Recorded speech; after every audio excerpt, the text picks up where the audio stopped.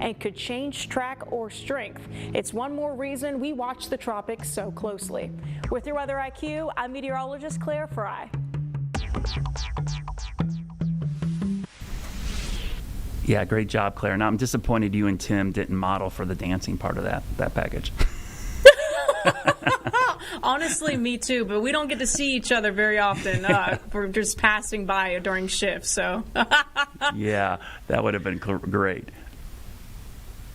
Mm-hmm. Well, I wanted to talk a little bit about the cone of uncertainty a little bit. If we could pull up the track of Imelda, the current track here, we've been talking a lot about the tropical moisture that's headed our way just over the last, several hours, but more so throughout the day today and into tomorrow. And this track, obviously doesn't include the Carolinas, and a lot of people think when you're not in the cone necessarily, that means you're in the clear, and that's just not true, right? We've been seeing rain all day from this system, kind of funneling in and pumping in more and more moisture, and that's going to continue to be the forecast, at least for us in the triads, or at least midday tomorrow. It just goes to show that systems like this are huge. Yep. This system is impacting a lot of the southeast too, continuing to bring in those rip currents. Of course, storm surge and big waves all along our coastline, and it really is pretty far away. So very thankful that obviously model changes happened over the last several days, and Umberto has played a big role in bringing Imelda out to sea, but even Umberto is also sending in those dangerous swells to our coastline, which is why you just saw on your screen we have that high rip current risk that's going to also stick with us for the next several days. Yeah, you make a good point. It's maybe not quite Aaron, because Aaron was pretty close and even stronger, but you have two pretty powerful hurricanes pretty far offshore. They're still going to generate huge swells. And I know we've got the high rip current risk, but there's also a lot of tidal flooding issues. I know up in the Norfolk area, lower Chesapeake, they're worried about some higher than average tides because that water gets pushed, and sometimes the low tides don't ever really go out, Claire. They just get a little bit higher each tide cycle, and we end up with some flooding out there. Kind of curious if we'll see some overwash out on Highway 12 as well in the Outer Banks. I know our sister station VC's got some crews in the Outer Banks this weekend for that very reason. Hopefully we don't lose another unoccupied house, but there are a couple homes out there I know in the Rodanthe area that were close to going in with Aaron, so I'll be curious to see if maybe we lose another structure out there with this one. So Claire, thanks for joining us tonight. Did a great job on Weather IQ. I love that, the Fujiwara effect. That's a word people can use at a cocktail party when you have one. So we'll see you tomorrow, and we'll have a great evening, and we have more news coming up on WCNC Plus.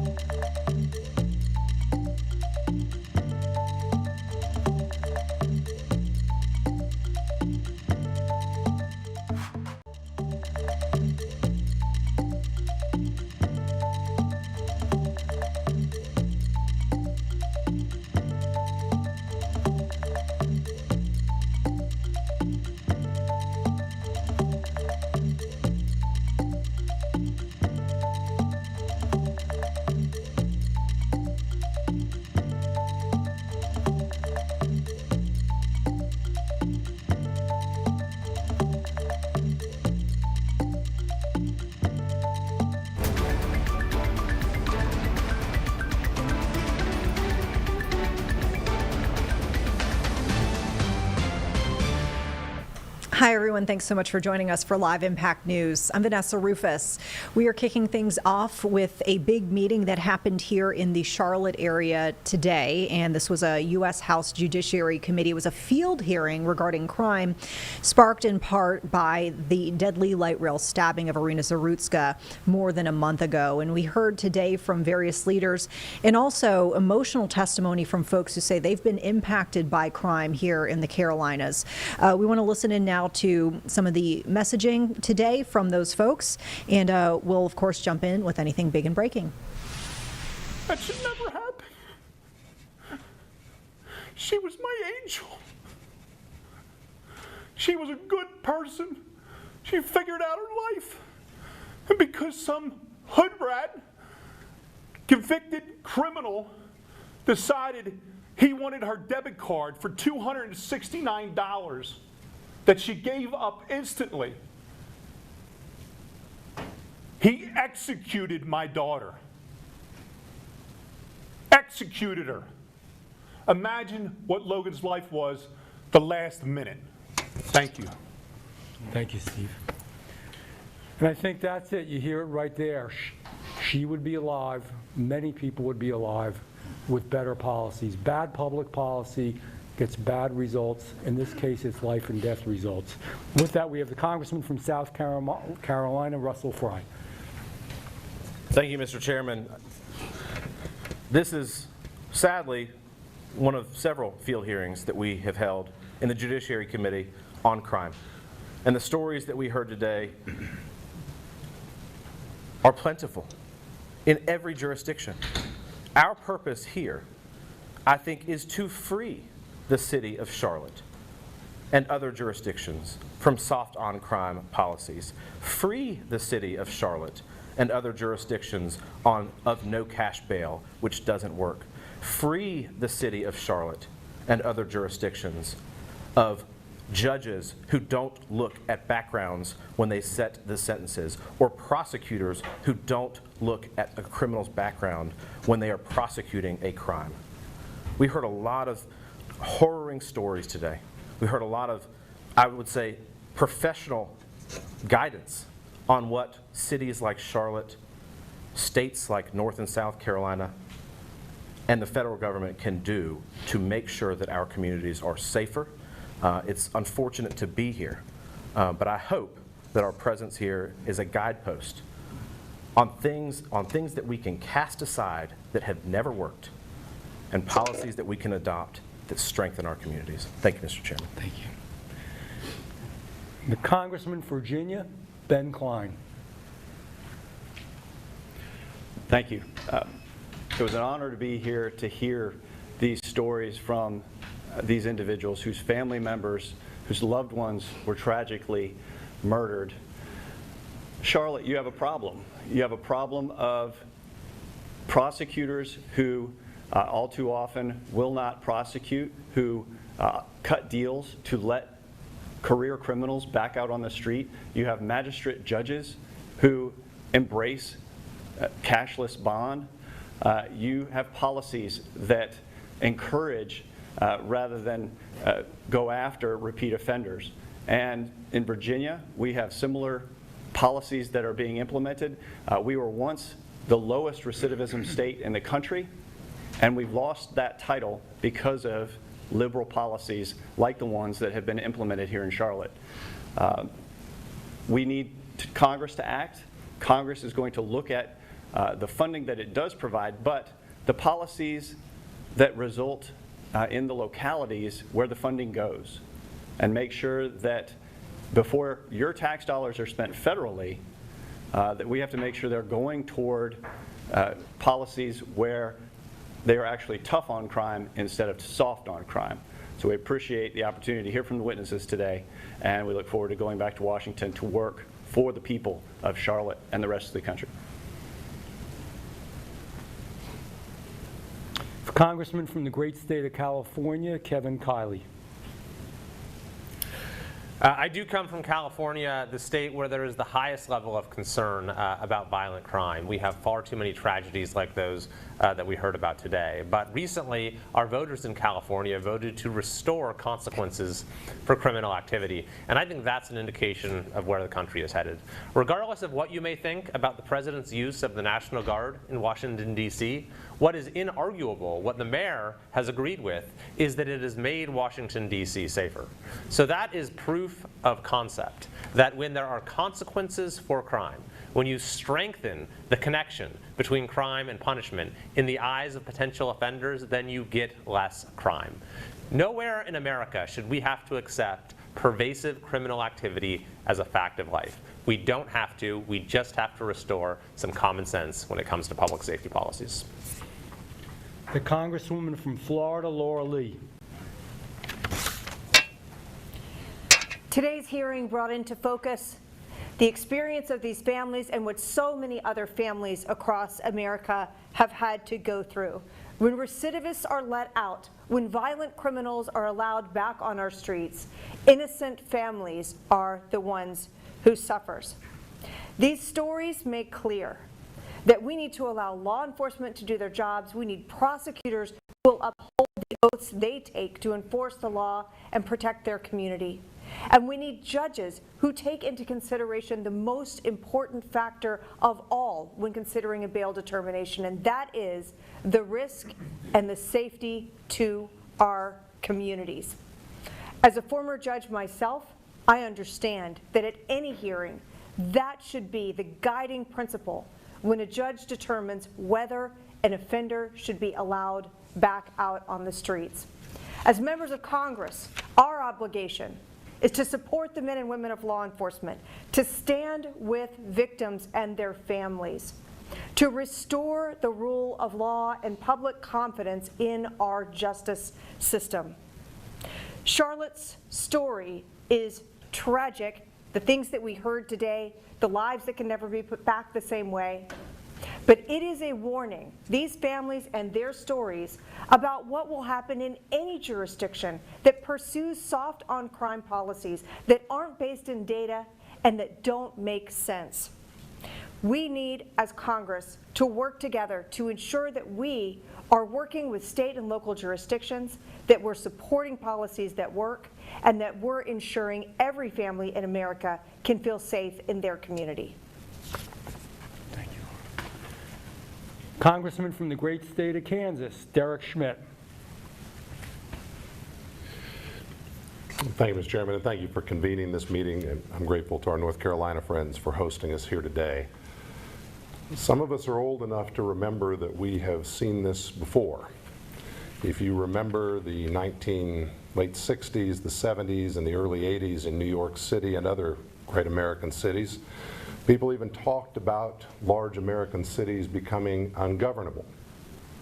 But what it took was the right mindset, with New York as the flagship, and the right leadership of tough-nosed prosecutors, the right political leadership that prioritized support for the police and public safety over softer social issues, who realize that when you stand up and speak in support of victims, you are doing your job, because those who offend have plenty who by structure speak in support of them. And New York turned around. We're back at one of those moments. It takes all of us standing up and speaking in support of those we heard today who have paid the ultimate price in their loved ones, to say, as some have said here before, we have a problem, and it's not just here in Charlotte, and we can fix it. And that's why we're here. I want to thank you for convening this discussion. Congressman from North Carolina, David Rouser. Thank you very much, Mr. Chairman. Today's testimony was very riveting. I don't serve on the House Judiciary Committee, but appreciate the chairman allowing us to join today. Bottom line is this, good policies lead to good outcomes, bad policies lead to bad outcomes, regardless of dollar figures. And one of my focuses moving forward, particularly as chairman of the Highway and Transit Subcommittee on the Transportation and Infrastructure Committee, we're working on a highway bill. transit is going to be a part of that package. And if you take a look at the murder, senseless, awful, horrific murder of Irina on Charlotte's light rail, the perpetrator did not pay any fare. Fares are not enforced. And that is a widespread problem, not just here in Charlotte, but all across the nation. And so we're going to be looking very intently at ways to incentivize enforcement of fare requirements so that we don't have another tragedy like this. Thank you. Thank you, David. Congressman from North Carolina, Chuck Edwards. Thank you, Mr. Chair. To all of you, thank you for coming to North Carolina to convene this hearing. I'm Chuck Edwards. I have the distinct privilege to represent North Carolina's 11th Congressional District. And it's so unfortunate that we're here today. But I believe that we can look at this horrendous act and what happened to Irina Zarutska as a rallying point that America has had enough. We heard testimony and conversation from much of the panel, from a number of folks from the other side of the panel today that tried to distract the real issue. They tried to say, give me more money and I'll fix the problem. Take guns off of the streets from law-abiding citizens and there won't be a problem. Look how bad crime is not today compared to what it once was. They spent a lot of time trying to distract from the real issues, and that is leaders are just not being held accountable. Soft on crime policies are creating this issue that we see in America today. Those folks are not here. They're not here right now to look you in the face, to look you in the eye and tell you what they told the rest of this panel earlier. I applaud the chairman of the Judiciary Committee for being here and helping us use this unfortunate instance as a rallying point to say that we've had, as Americans, as we the people, we've had enough. Thank you all for being here. Congressman from North Carolina as well, Pat Harrigan. Thank you, Mr. Chairman, and good afternoon to everybody. I'm here for one very simple reason today, and that is because I'm a father to two young little girls. Their names are Reagan and McKinley. They're 6 and 8. And when I watched Irina Zarutska get brutally murdered on a train right here in Charlotte, my wife and I looked at each other and we said that in some not too distant future that could be our daughters one day. And that's not acceptable. And it's not acceptable that this happens to anyone else's daughter. It's not acceptable that it happened to Irina. The saddest part of all of this is that this poor gal was safer in war-torn Ukraine than she was in Charlotte, North Carolina. And that is not something that we can ever allow to have happen again. And it's not because of what our governor has said, Josh Stein. It's not because of what our Attorney General, Jeff Jackson, has said. It's not because of what our former governor, Roy Cooper, has said the problem is, which is we need more law enforcement. DeCarlos Brown Jr. was arrested 14 times in his past.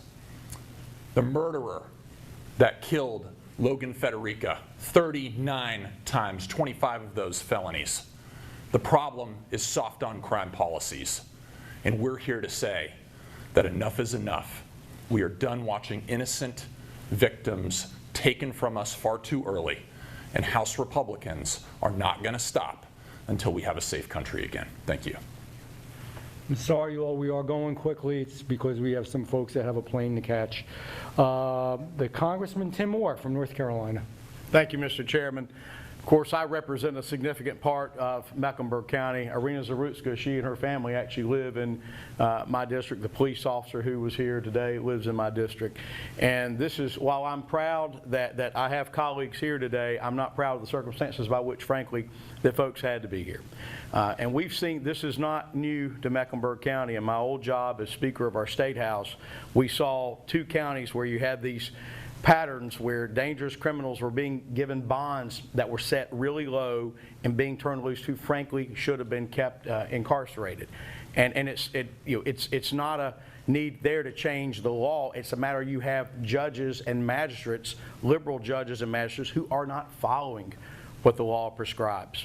I'm proud that we're looking at even cracking down more on this cashless bail. I'm proud of our North Carolina legislature, who came into session very quickly and passed legislation that's on Governor Stein's desk right now that will close some of these loopholes, that will try to deal with this. And I hope he signs it. And if he doesn't, I feel certain the General Assembly will override that veto. But this is a problem around the country. We've seen this before in other states and other cities. And we're better than that. We can do better than that. We must. And we should not be allowed, we can't turn a blind eye to this. And to the point about it being resources, Mr. Chairman, this isn't a money issue. It's not a money issue. It's a policy issue. Just look at the counties that I represent immediately contiguous to Mecklenburg County, who pro rata get roughly the same amount of money when it comes to these things. And you don't have those problems there. The entire GOP delegation from North Carolina co-signed a letter asking that this magistrate judge who released this dangerous criminal be removed from her job. That at a minimum should happen. But we're also looking at legislation, frankly, to hold judicial officials civilly liable for grossly negligent acts when it comes to releasing these criminals. Maybe if some folks have some skin in the game and personal liability, maybe there'll be better decisions for that. Thank you for being here, sir. I think we have Congressman McDowell. Is he here? No, okay. And Congressman Norman, is he here? Thank you. Okay, so I think that wraps it up. For those that have to leave, you can leave now. We can take one or two really quick questions. Anybody have anything? Representative Browser, do you have a second? Sorry. A brief second. Okay. Can you just talk about, you talked about the incentivized for fair enforcement. Can you just go a little bit more in depth about that?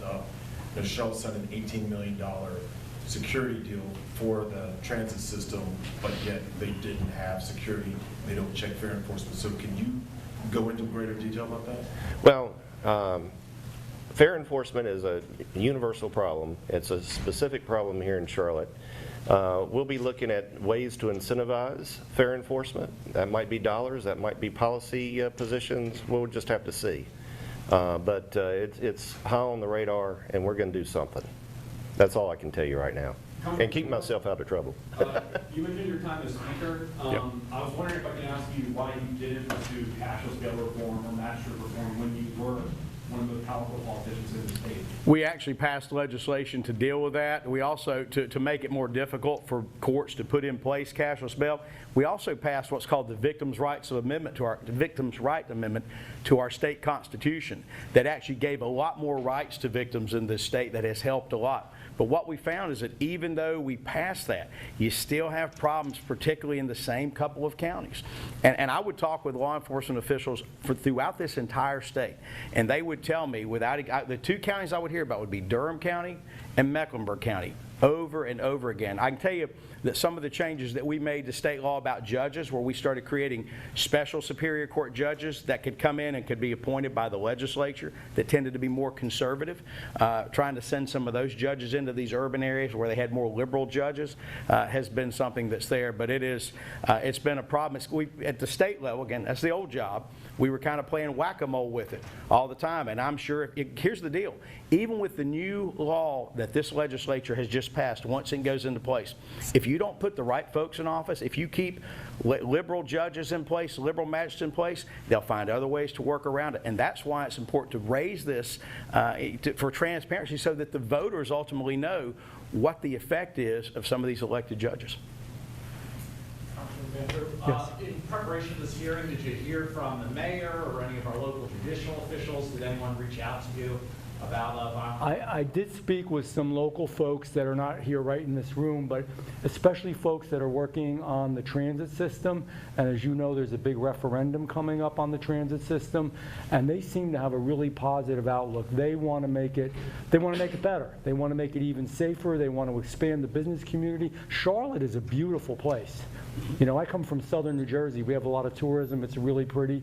But Charlotte's a beautiful place as well, and they can do amazing things. Those were the main people I individually interacted with. My understanding is the mayor, although a Democrat, is willing to comply and work along with others to get that done and to work with folks to make the streets safer. It shouldn't be this way.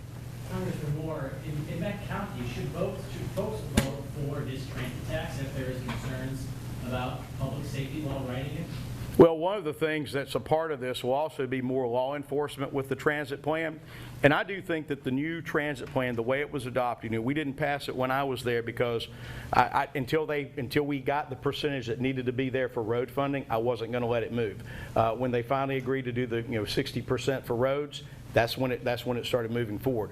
But they've made it very clear that a key part of this is going to be funding additional law enforcement as well. And then I think the fare enforcement is very important too. So, and also the regional approach, that this is more than just Charlotte, it's this entire region that's involved, is going to be helpful, and I think it's going to make it a model that'll be sustained. Congressman, one last question. Sorry, Congressman Moore, can you talk about your meeting or conversations with Arena's family? So I spoke with her uncle once or twice now, and I just, it's one of those things like when we have the testimony today, you don't even know what to say sometimes. But it is the story he told me about her. Of course, she had fled war-torn Ukraine. She's got, I believe, her mother's here. She has a couple of siblings who are here. They actually live outside of Charlotte, but here in the county. They live in my district.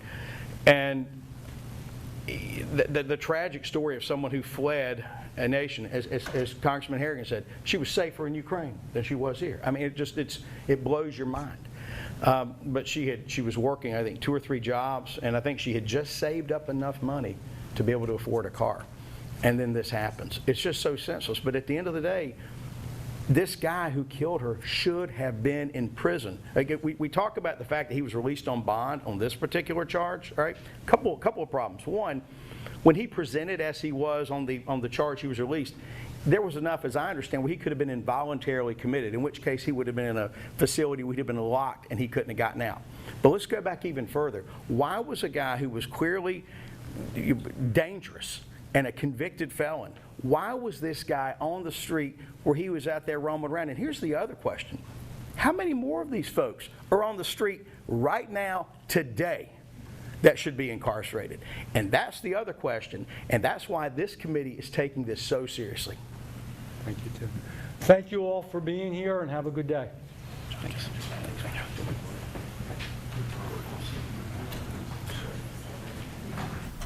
All right, folks, and of course we'll keep you updated as more dialogue continues around crime in the Charlotte area and beyond. We are going to take a quick break here on Live Impact News. We'll be back in 2 minutes with the very latest on that mass shooting from over the weekend in Southport, North Carolina.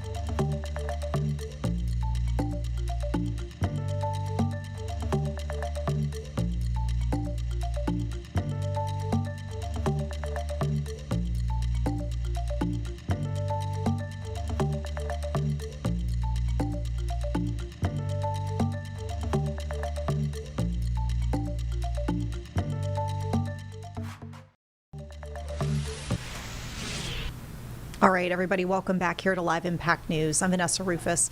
As we mentioned before break, we're going to go to the very latest in that weekend mass shooting in Southport, North Carolina. Governor Josh Stein today wrapping up a visit out there where he and authorities gave an update on what we know about the suspect in this case, as well as those who are impacted. The last check, we've got multiple people who are recovering from injuries and sadly 3 people who are dead. Let's listen into the very latest.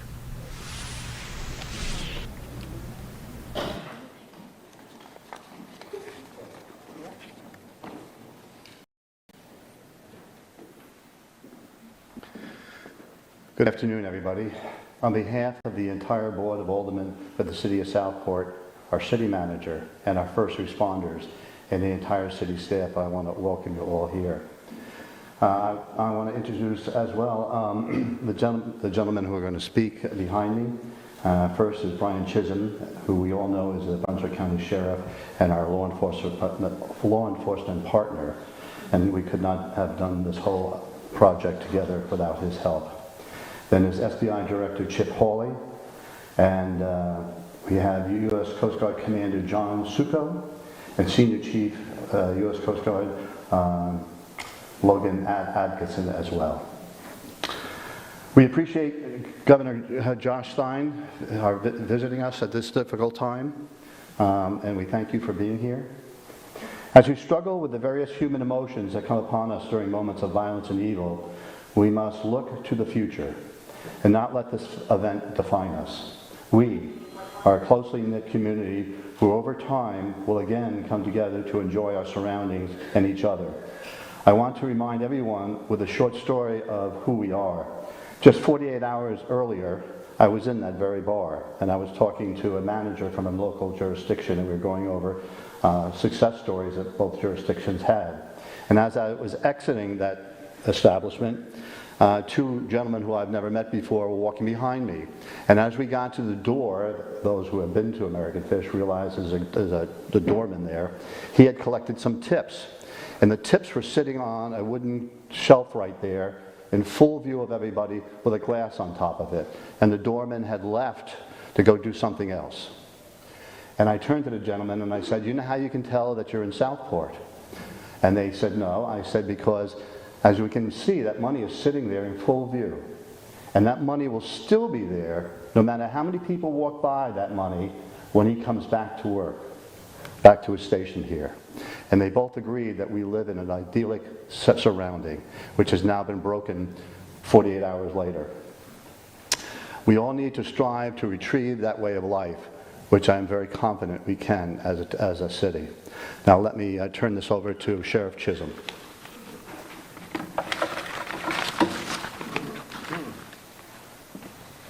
Good morning again. I was having a conversation with Chief Todd Corn just a little while ago, and he brought to my attention something that I didn't think about. I want to, first off, obviously my heart and prayers goes out to the family and all of you that were affected by this. I also want to take this opportunity to thank those agencies that were necessarily not here in Southport, but played an instrumental role in getting people to the hospital. I heard a story about agencies that we didn't know about stopping stoplights and traffic for ambulances to get through. So while we have a lot of representation here today, there's others that are not listed that really came together and gave us what we need to get a quick resolution and get people the help that they need. I also stand here today to reiterate again what I said yesterday. We are not going to let this define Brunswick County. We are not going to let this define North Carolina, and we are definitely not going to let this define Southport, the place that we all love. Many of you grew up here. This is home. Don't let this define you. We all go through trying times in our life. I have. I'm sure if I asked you to raise your hand, everybody in this room raise your hand that they have been tried at a time. Our faith is being tested right now. But you've all heard this. He will not give us more than we can handle. Remember that. We had the prayer vigil last night. We had over 1,000 people show up in support. Law enforcement community thanks you for what you did for us last night and what you continue to do to support us. And I assure you that we are here to support you and protect you. We took an oath to do that. So again, thank you for all the agencies standing behind us, the ones that were in the line of fire, ran towards the shots, not away. I'm proud to be a sheepdog.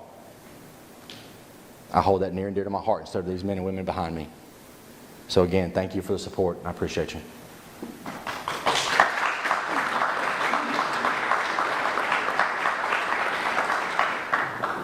I'm Director Chip Hawley, State Bureau of Investigation. We had over 20 agents respond. I just want to make sure that what is really brought to the forefront, our prayers and thoughts go with all the victims and everyone affected. But the ability for local, state, and federal law enforcement to come together so quickly. Sheriff Chisholm, the chief here in Southport, you had you had your legislative representation. We were on the phone with them that live here in this community, and they were affected by this. And our ability to put over 20 agents, sworn and non-sworn, on the ground. And I would like to really reiterate the part about the EMS and fire people that just stood in the gap while we were trying to find the suspect, which was apprehended and charged, and we got the confession. The main part was there were people that needed to really be looked after. They were in dire need of medical attention, and those people who came together in this community to help that I just want to make sure that they get noted. The guard and all of them coming together, it was amazing. And the Bureau wants to make sure that we are that conduit with local law enforcement to make sure that we bring this community as safe and as possible as we can to make sure you have some comfort that we have you in this community is going to be okay. God bless.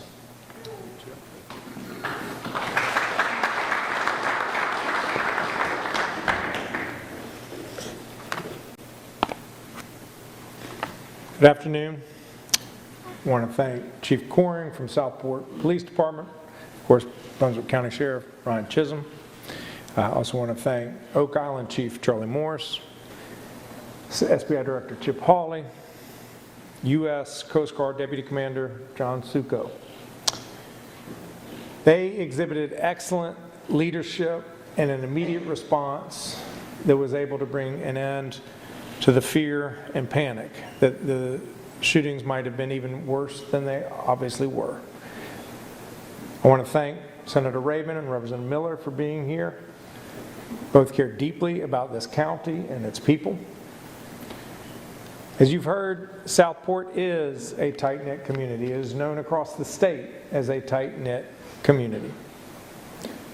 And all of us can just imagine a warm Saturday night, a special date night, sitting on a dock by the river, by the water.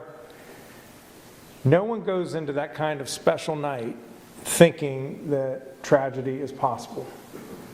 But 2 nights ago here in Brunswick County, of course it happened. It was horrific. I'm heartbroken for the families of the 3 people who lost their lives in this terrible incident. Ann and I are praying for those who were injured for a full and immediate recovery.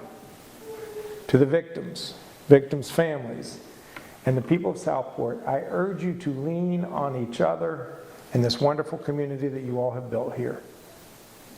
I know I speak for the entire state of North Carolina when I say that you are not alone in your heartache or pain.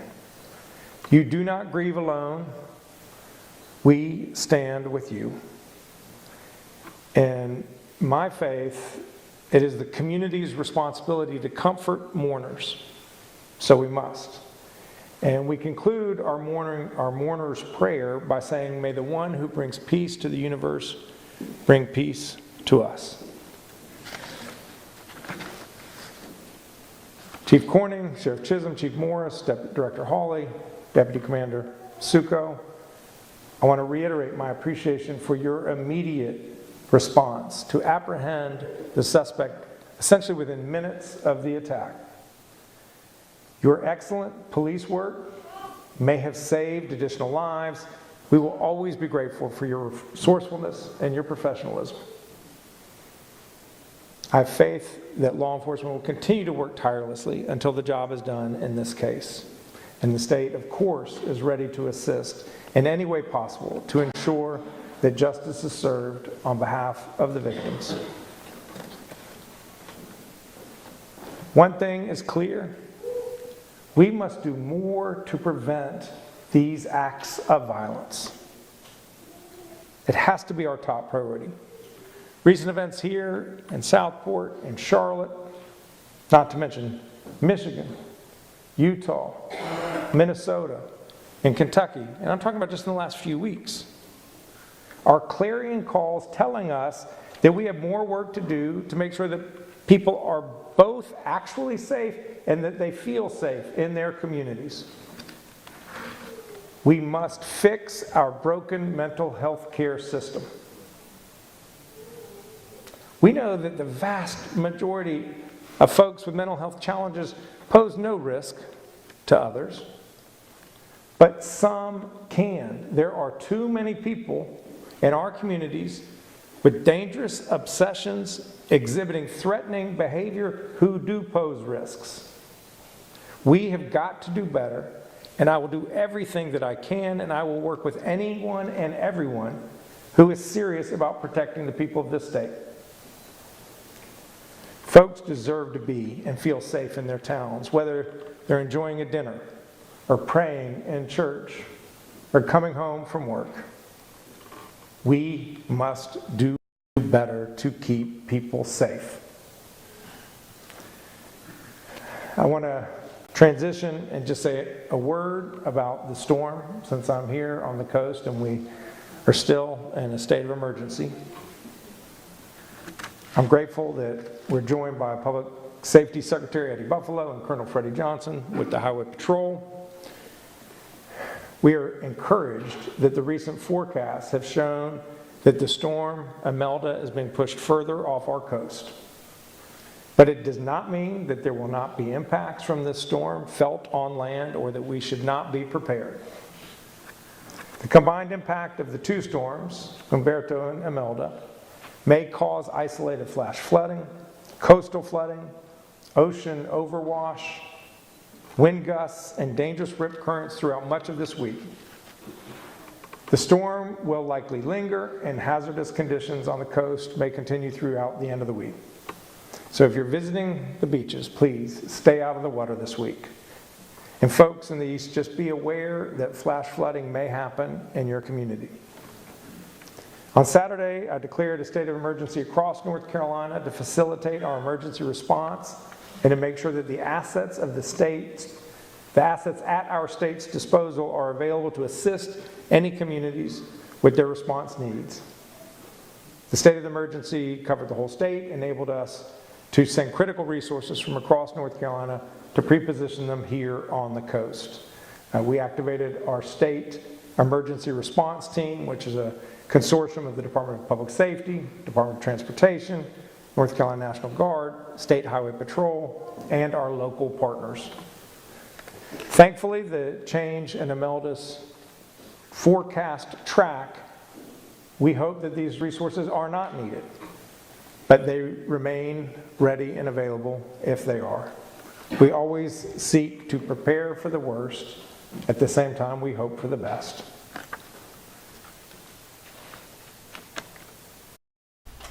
All right, folks, we've been listening into the latest briefing from officials, including the Governor Josh Stein out of the Southport, North Carolina area following this weekend's mass shooting. As we mentioned, at last check, 3 people dead, 8 others recovering, and the suspect in this case, a combat veteran in custody, reportedly a person who suffers from PTSD. We're going to take a quick break here. We'll be back in 2 minutes. On the other side, we've got New York City mayoral candidates with a Q&A panel. That's underway as we speak, so we'll probably be jumping back in with that when we return. See you in 2.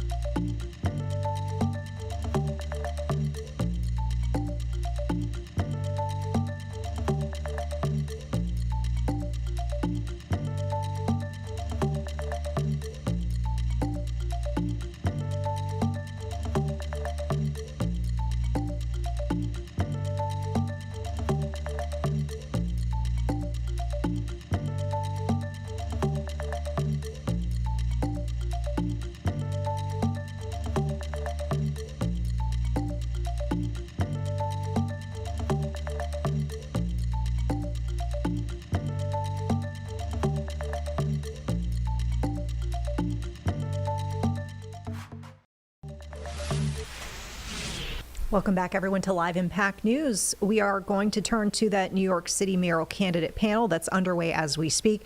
Right now, it looks like we've got the Democratic candidate, Zoran Mamdani, who's speaking. Let's listen in right now. MWBEs as an example of how the city can or does not provide capital. Right now, in terms of the share of the city's contracts, black women receive less than 2% of those contracts. Correct. That is unacceptable. But that's high compared to where it was. Absolutely, and yet we cannot measure to what things have been. Right. We have to measure to what they should be. And I see that in our politics oftentimes. We justify mediocrity by saying it's better than it used to be. We can't do that any longer. So what would you do? What's the plan? There are a number of things. The first thing is I would make it very clear that my definition of success as it comes to contract values is that the contract values reflect the population percentages in this city. That's what success looks like, not to compare it to where it's been. The second thing is that the city actually uses enforcement tools to ensure that we are following through on these contracting mandates. And the third thing is you have a lot of businesses who are certified within the MWBE program, and they are not given the time or the attention to prepare them for the bids that are coming. They will apply, they'll be rejected. They'll apply, they'll be rejected. My agencies are also going to take the time to actually educate those who could be bidding as to what the city will be looking for so that they're not condemned to that same denial each and every stage of those applications. Okay. Let's talk about federal engagement. Many voters in this city are concerned about the current administration in the White House. Give us some insight into what you would do, if elected, if the White House barked an order, say, pushing for DEI, like what's happening in schools, and withdrawing money because of bathrooms. What would you, as mayor, do if you received that order from the White House? The first thing is I would remind them who I work for, which is the people of New York City. You know, too often that's not been made clear in the relationship with the White House. And diversity, equity, and inclusion, it's not just of importance of our morals to stand up for that. It's also good for businesses across the city. If you look in the month of February and you compare over the same 4-week period the sales at Costco and Target, two businesses who took two very different approaches to DEI, you will see that Costco had an incredible increase versus what happened to Target sales. And I say that because the mayor of the city of New York has what's been described as the second largest bully pulpit in America. It's an opportunity to remind people of the truth. And so if the White House was to come in the manner that they are now, trying to withhold more than $50 million, or in the manner that they took $80 million back out of our city's bank account, I would fight them. How would you fight them? And the way that we do so is we learn the examples of elsewhere, where what we have seen as the most effective response to Donald Trump is an exhibition of strength, not an exhibition of surrender. And what does that look like? And what I mean by that is in California, you had the mayor of LA, the attorney general of the state, the governor of the state come together. They filed a lawsuit. This lawsuit was found in their favor that the federal government had illegally deployed the National Guard to California. But in addition to that, the Attorney General of California has revealed that for every dollar they spent on legal fees, they recovered more than $30,000 in federal funding that would have been stripped from them. So it's employing every tool of the law, ensuring we have the lawyers that we used to have pre-pandemic, we need that 200 more, and to understand that these are political battles which can only be won if you are politically willing to fight for them and to do so in public. Okay. What is your commitment to ensuring that black families are not shut out of this city? As you know, as we all know, affordability is the leading issue here, Assemblyman, and many people can no longer afford to live in New York City. What would you do about that, especially in terms of housing? You know, we are living through the reverse of the Great Migration. This city has lost 200,000 of its black residents over the last few decades. From 2010 to 2019, the city's population of black children and teenagers declined by 19%. And now I was at Mother Zion AME Church not too many months ago, and speaking to the pastor there, who told me to look out onto the pews, see how few people were there that day for service. He said, it's not because people don't love this church, it's not because people don't love Harlem. It's because they live in South Carolina now. It's because I have to go visit my congregation in the South. And that's a reflection of what we've done to this city. So there are a number of things. The first thing is we have to make sure that New Yorkers who are living here today can afford to stay in their homes. When I talk about freezing the rent for 2 million rent-stabilized tenants, that's freezing the rent for 500,000 black tenants across the city, making sure they can stay here. The second thing... Can I stop? Please. Let me just pause you. How would you freeze the rent? We hear this in your commercials. Yes. We hear it all the time. Exactly. Here I am. And many people are criticizing you, saying it's pie in the sky. How exactly would you pull that off? Let me take everyone through this. The previous mayoral administration froze the rent 3 times. They did so through the Rent Guidelines Board. It's a board composed of 9 members. The mayor appoints every single member of that board.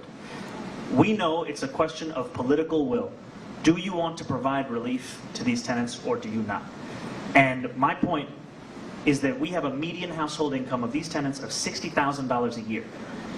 There are a lot of these tenants that are seniors. They're on fixed incomes. If you raise the rent 2%, you raise it 12%, you will have seniors coming into their local elected officials' offices and saying, should I be buying my medicine or should I be paying for my rent? Now, it can't just be freeze the rent. It also has to be take action on insurance costs for the developers and the landlords of those affordable housing properties. That insurance cost has doubled in the last few years. That is something that we will actually, the city would be a part of an initiative that we've seen like Milford Street Captive, a number of landlords coming together to pool their risk to depress the cost. Additionally, the city has raised the water bill to the highest it's been in 13 years. The city supported Con Edison when they wanted to raise gas and electric by $65 a month. I say these examples to say affordability isn't just about tenants. It's also about homeowners. It's also about landlords. And finally, you know, there are New Yorkers who have spent their whole lives working towards home ownership. They buy a home, and then their biggest question is, how do I pass this home on to my children? And then someone comes and takes advantage of that, and that's called deed theft. There have been 3,500 instances of deed theft in this city since 2015. We would create an Office of Deed Theft Prevention. We would learn from what they did in Pennsylvania. They created something called the Tangled Title Fund, where they affirmatively went out to New Yorkers, to Pennsylvanians rather, who wanted assistance in creating an inheritance. We would do the same, such that no elder in our community here in this city would be waiting there to be preyed upon by someone who took their request to pass on their home to their child and use that as a means to kick them out of their home entirely. Okay, let's pivot to education. Please. As you know, New York City schools are segregated and have been for a long time. As if elected mayor, you would be in charge, at least to start, of the largest public school district in the country. What is your position on the SHSAT? So I am a graduate of a specialized high school. I went to Bronx Science. And I think there's somebody in the crowd may also have gone, yeah. I also couldn't get into Stuyvesant. And from that experience, I know both the promise of that school and the difficulties of the system. Because as you said, this is not an opinion. We have the most segregated school system in America. Correct. And so I have said that my focus is going to be on the largest number of students within our school system and the kinds of policies that will impact the most students. So I've said that I would leave the SHSAT admission test as it is. I would look to implement the recommendations from the School Diversity Advisory Group, which was formed under the previous mayoral administration for middle and elementary school students to tackle integration at the point at which most students are engaging with that school system. If elected, would you continue mayoral control? You know, I have been critical of mayoral control, and I've been critical of it because of the fact that I've seen it often used as a means by which to steamroll over any kind of critique or concern. You know, the city had created a school, it was the West Side School. It was specifically constructed for students who were otherwise not expected to be graduating, whether they were newest arrivals to the city, whether they were teenage parents, whether they were kicked out of a previous school, whatever it may be. And they built this school. They had childcare facilities in the school. They had all of the kinds of resources these students needed.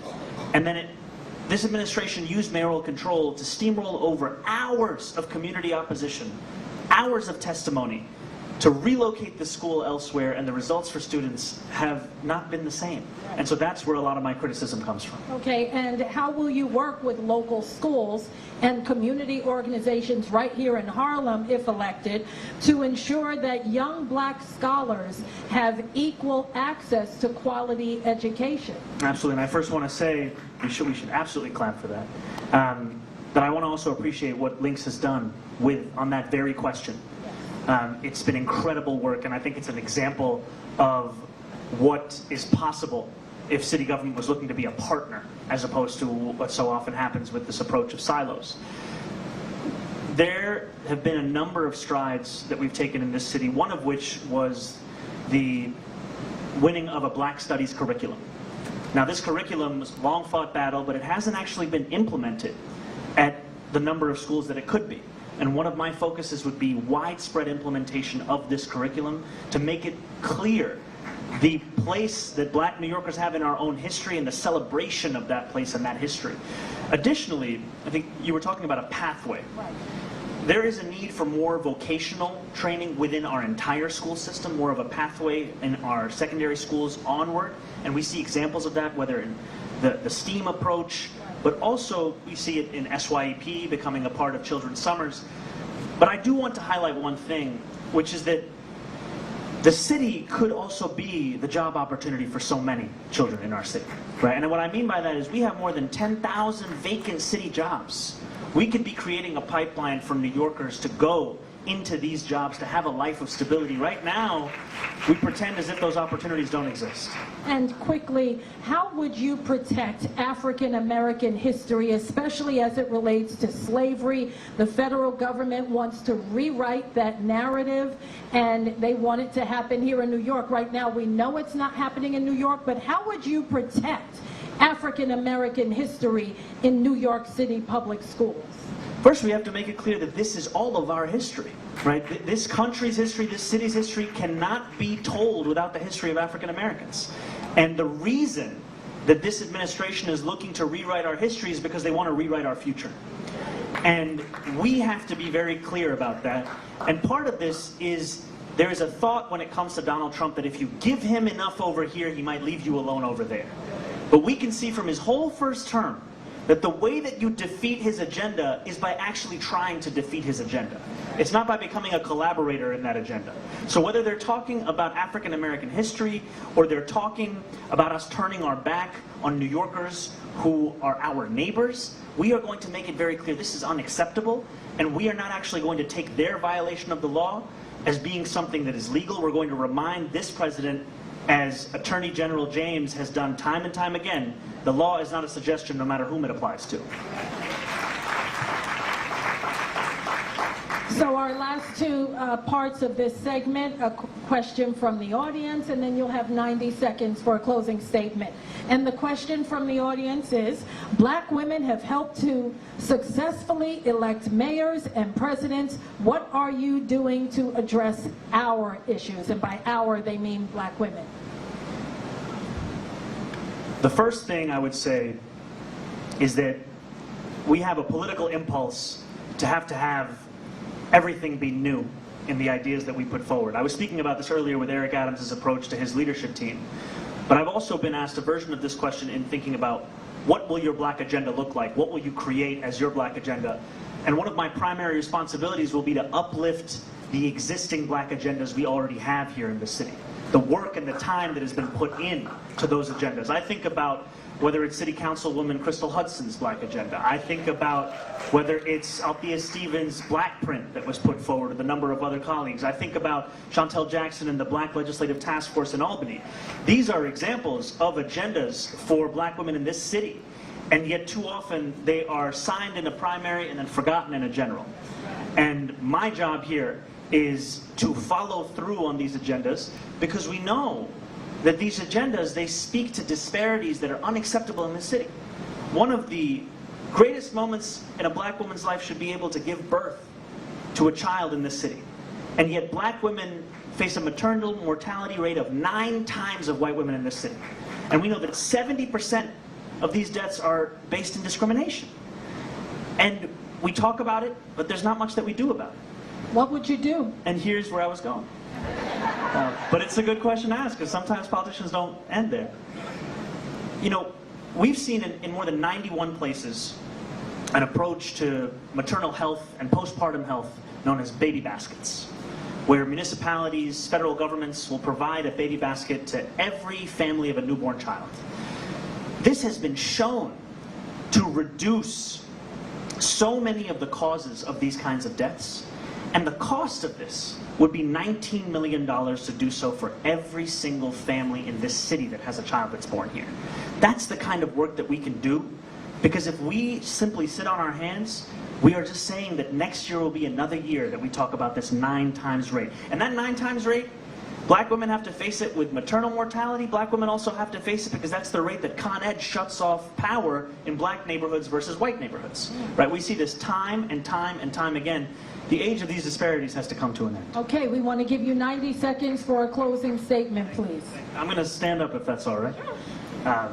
First, I just want to say, if we could have a round of applause for our incredible moderator. Truly. I think you asked me one of my favorite questions in the primary was, who would play me in a biopic? I said Denzel. And I appreciated that then, I appreciate it now. It's a real pleasure to be here, and I want to say thank you to everyone who has put this together, and also just thank you to black women, and the black women who have put this agenda together, and the black women who have been on the front lines of fighting for what everyone deserves. And I can tell you that this campaign, a campaign that has come quite far from the moment we began at about 1% in the primary, and I would say that's being kind to myself, we're rounding up, to this moment where we have less than 40 days until the general election. It is a campaign that understands the many betrayals that have come in our politics prior and the need to fulfill those promises that have been made for years. And I want to thank the incredible black women that have been at the heart of the work that we are doing, whether it's Jennifer Jones Austin and the reflection and advice that she provides, whether it is Attorney General Tish James and the fact that she has shown what it looks like to be on the front lines, whether it's Congresswoman Yvette Clarke, who recently endorsed our campaign. You know, these are so many of the women who have shown what it actually looks like to have the courage to fight and to have the courage to win, and that is an example that I hope to follow. Thank you so much for having me.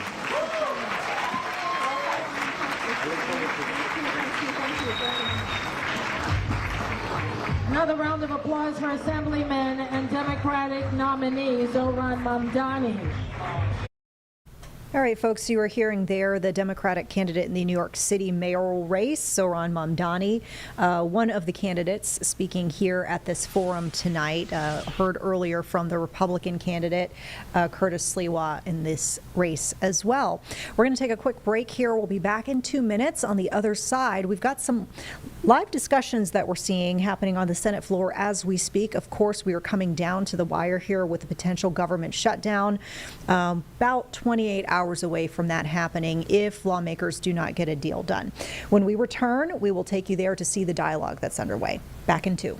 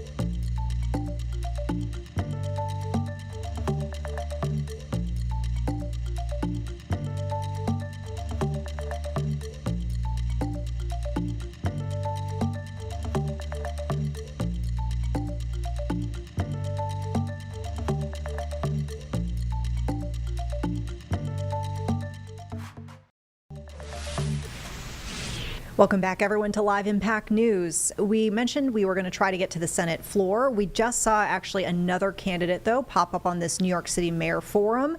This is going to be former Governor Andrew Cuomo, who you might remember is running as an independent in the New York City mayoral race. He is speaking and addressing folks at this panel. So we'll listen in for a bit, and we'll try to get you to the Senate a little bit after that. Let's talk about funding for entrepreneurs. There are so many entrepreneurs in this room tonight and heads of nonprofits as well. And they want to hear from the next mayor, whoever that may be, how to create a diverse and viable and sustainable economic environment that nurtures black women entrepreneurs and black women who run nonprofits. Yes. Well, first we have to have an economy, right? And we have to be careful about the economy in New York City in general. Recent numbers are really frightening. First 6 months of this year, 600 new jobs. 6 months of last year, 60,000 new jobs. All this, first we have to start with making sure our economy is strong, our economy is growing, we want businesses coming, we want to be attracting new businesses to New York. Second of all, the MWBE program was passed into law in New York State in 1988 by a fellow named Mario Cuomo, who signed that law. It was the first in the United States of America. And I'm very proud of that.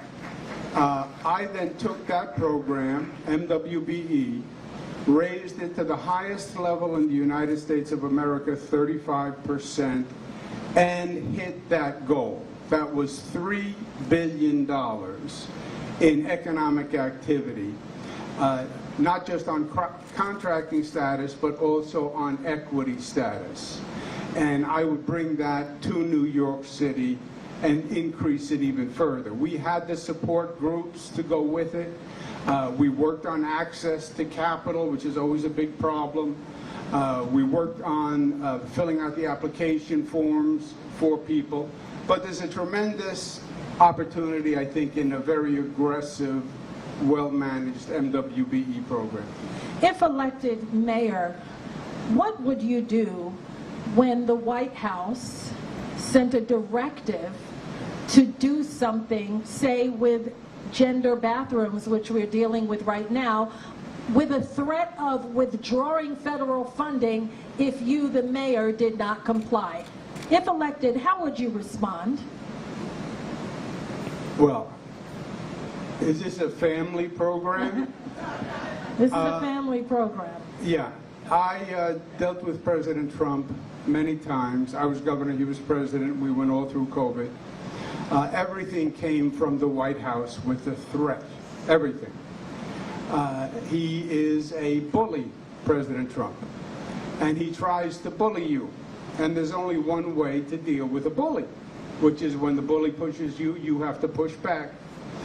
And we did that quite successfully. He sent the National Guard into 20 cities when he was president the first time. What's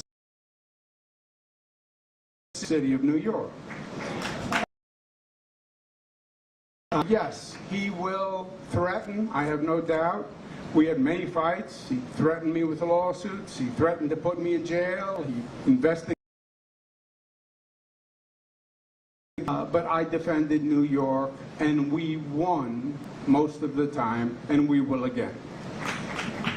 There have been documented reports, I want to pivot back to city government, about continuing discrimination against black women in promotions and overtime, specifically in city government. They're targeted, according to many people who work in city government. How would you discourage that illegal practice? Well, Cheryl, government is supposed to set the highest standard, right? Government, you're modeling behavior for the private sector. So there can be zero tolerance for that happening in your own house, right? You can't be advocating policies to the private sector when you're not even living with them within your own house. And let's pivot to education now. If elected mayor, would you keep the SAT, and are you in favor of mayoral control of the largest public school system in the United States? Mayoral control, in my opinion, was probably the most dramatic educational reform in 50 years. I believe it started in Chicago with Mayor Daley. Mayor Bloomberg then did it here. To do away with mayoral control would be a major step back. Remember what we had before mayoral control. You had that Board of Ed, you had the local community boards, the schools were very highly politicized, they were patronage mills. That's why we went to mayoral control.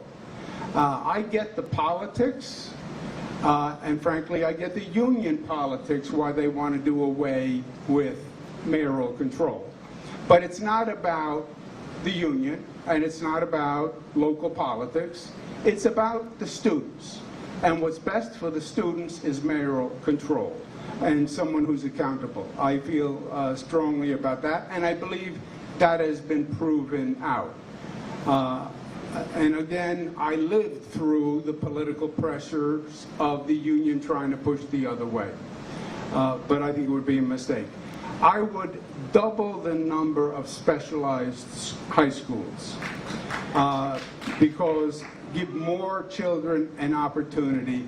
I would have preparatory courses for the test offered to students free of charge and keep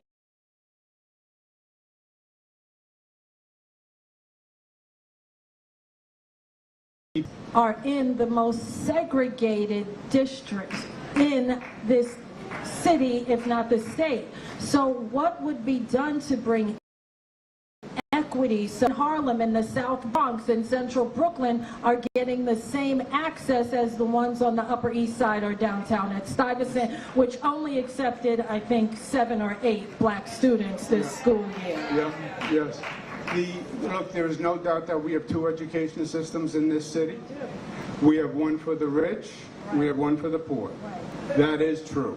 And that has gone on for too long, in my opinion. If you look at the lowest performing schools, they tend to be in the poorer districts. Right.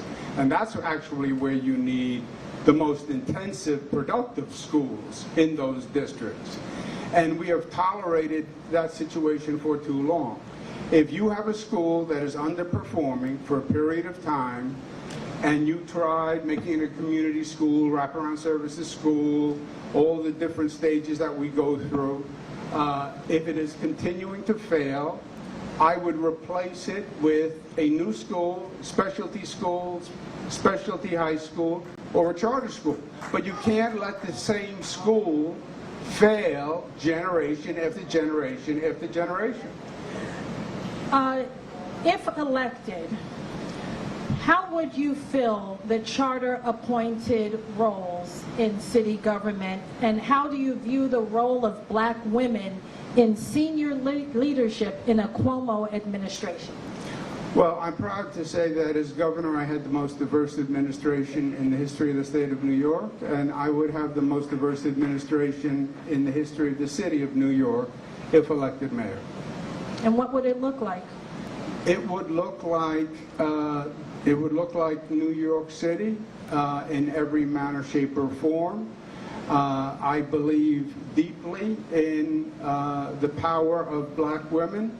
I have had a counsel, Mylan Dennerstein, who was general counsel to me, and I was talking about her this morning. She was one of the smartest, strongest, toughest women I ever met, and she likes the kid that there's nothing she ever told me to do that I didn't do. So I have great respect.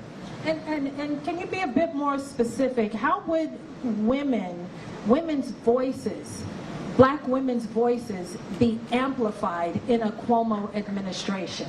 Well, I think you have to be in a senior position. Mm-hmm. It's not just diversity overall, but in senior positions. Let's pivot to the homeless crisis.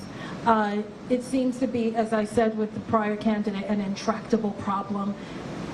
one administration after another, we're still dealing with the same crisis of homelessness and the lack of affordable housing in New York City. If elected mayor, how would you change that? First of all, we cannot accept the premise that it is intractable, because once you go there in your head, then it becomes intractable, right? Well, I think it's an argument to be made that we're seeing the same crisis decade after decade. Yes, but we can solve it. How would you solve it? We can solve it. I started working on the homeless in my 20s. I ran the first not-for-profit for transitional housing when they were coming out of welfare hotels. I then was head of Mayor David Dinkins' task force on homelessness.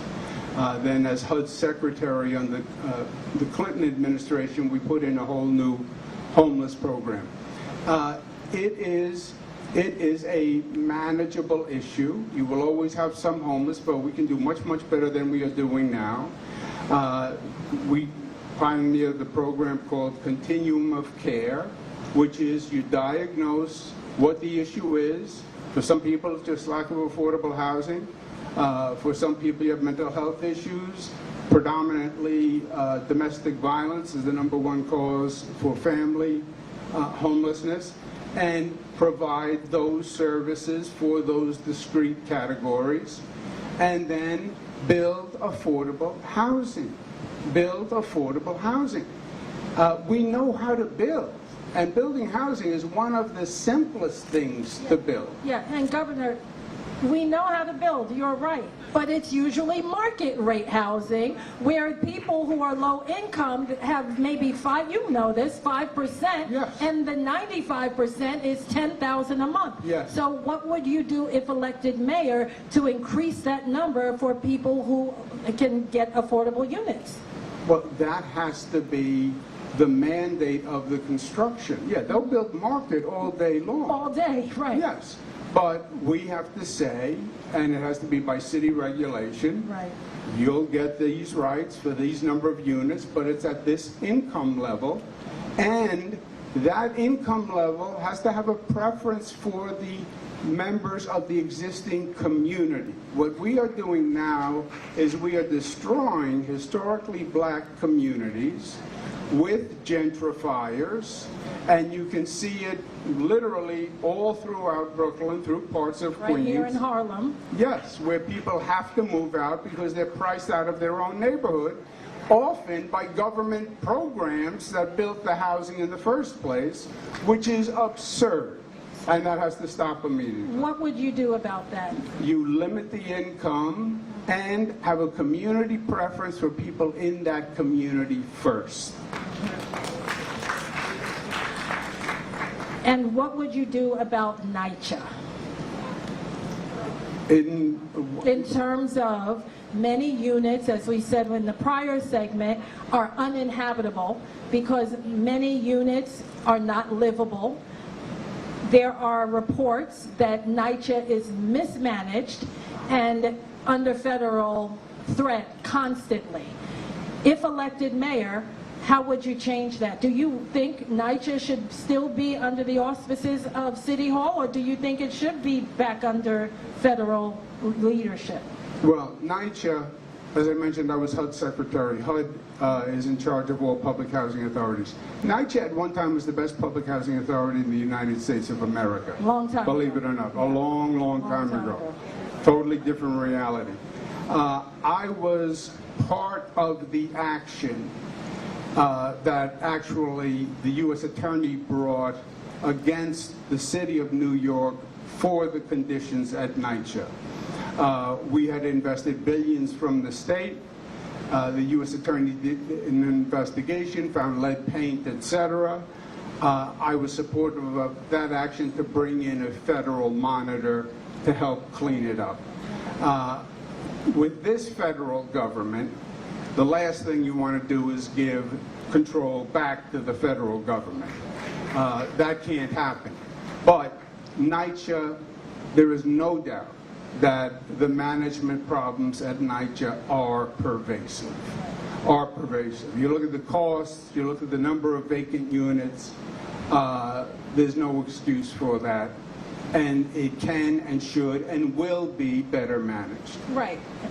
And let's talk about the maternal mortality crisis, which is, the numbers are dismal and have been for many generations now. And if elected mayor, what would you do about it? It is shocking that the differential is about 9 times for black mothers what it is for white mothers. When I was governor, I did a mortality task force, and we did a study, and then we did an action plan that was fully implemented, where we set up a unit that now monitors every death, does a study, an analysis of why. We also were the first to certify doulas and make them Medicaid eligible, which is something I would like to expand. So scholarships for midwives and advocates, maternal advocates.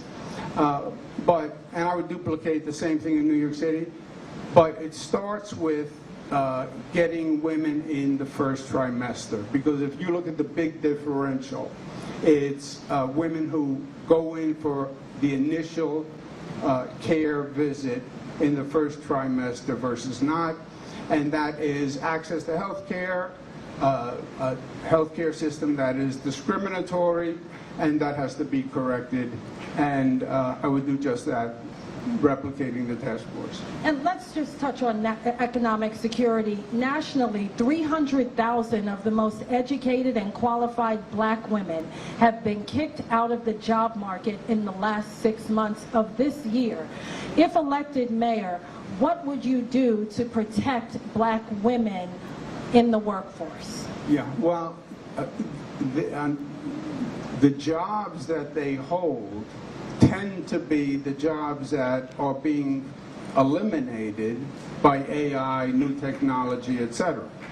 And we have to make sure that we compensate for that through the private sector and through government.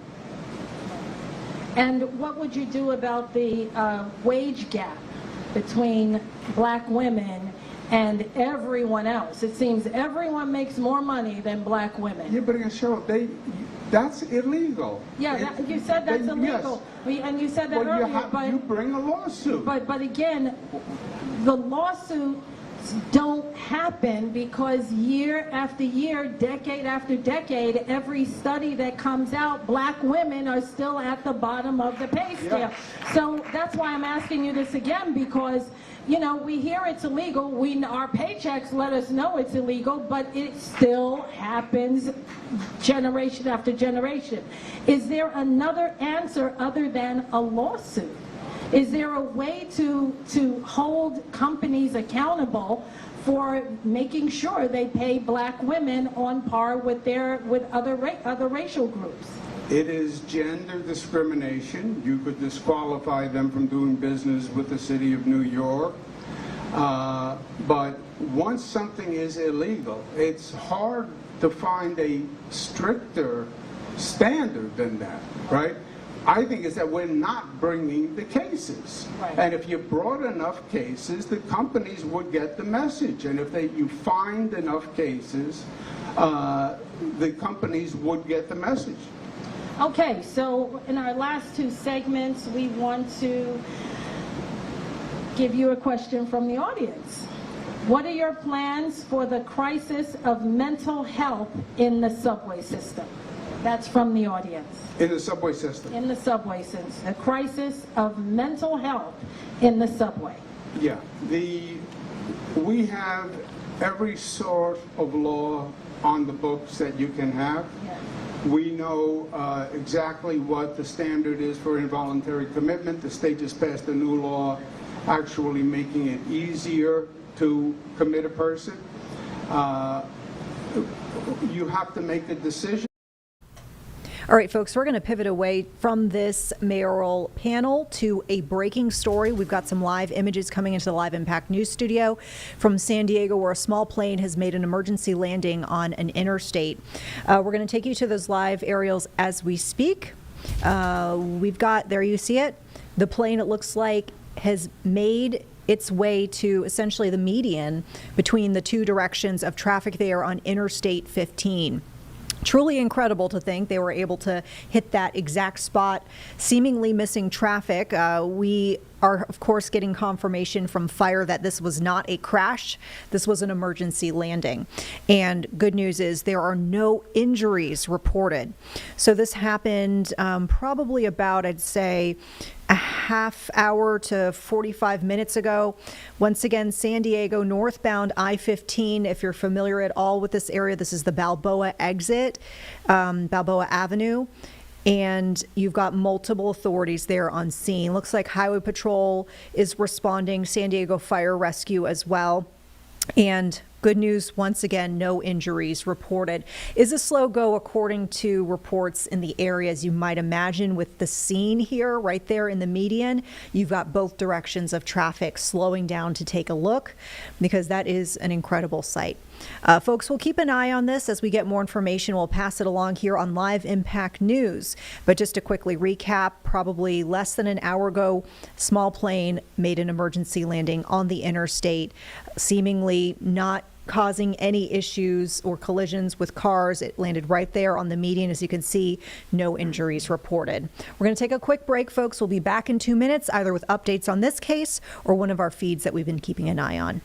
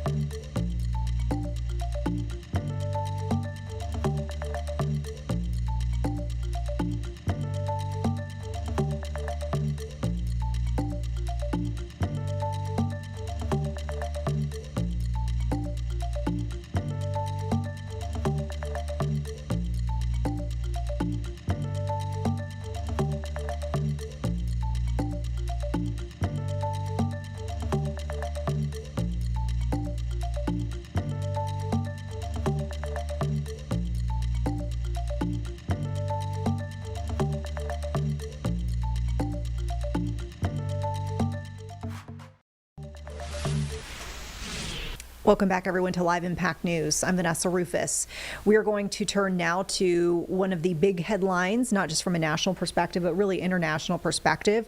That was that joint briefing we saw with President Donald Trump and Israeli Prime Minister Benjamin Netanyahu.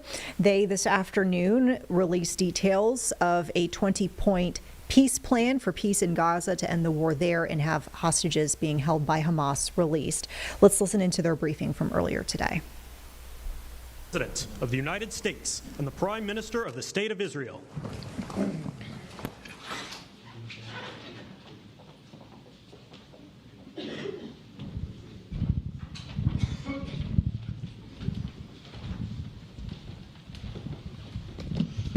Thank you very much, everybody. So this is a big, big day, a beautiful day, potentially one of the great days ever in civilization. Things that have been going on for hundreds of years and thousands of years. We're going to, at least we're at a minimum very, very close, and I think we're beyond very close. And I want to thank Bibi for really getting in there and doing a job. We've worked well together. as we have with many other countries, both of us, with many other countries, which is the only way this whole situation gets solved. And I'm not just talking about Gaza. Gaza is one thing, but we're talking about much beyond Gaza. The whole deal, everything getting solved. It's called peace in the Middle East.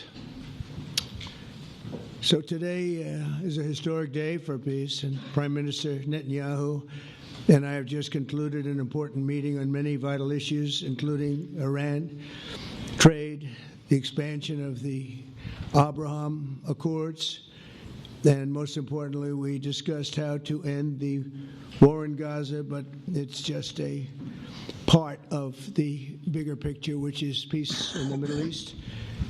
And let's call it eternal peace in the Middle East. So this is far more than anybody expected, but the level of support that I've had from the nations in the Middle East and surrounding Israel and neighbors of Israel has been incredible, incredible. Every single one of them.